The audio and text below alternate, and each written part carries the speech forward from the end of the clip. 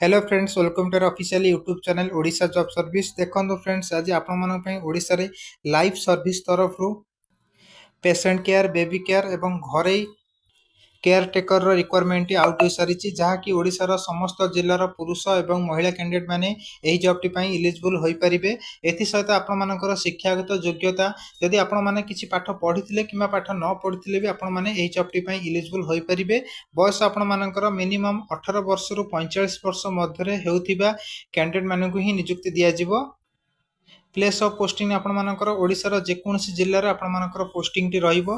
Duty time आपण मानकर दैनिक 8 घंटा रु 12 घंटा मध्य आपण मानकर ड्यूटी टाइम रहिबो।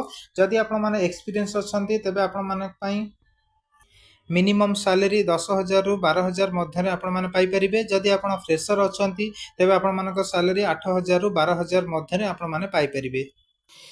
एवं एथि सहित आपण मानक पई रहिबा एवं खाइबा पई संपूर्ण मागणा, कोनोसी प्रकार चार्जेस कटा जिवो नाही एथुरु।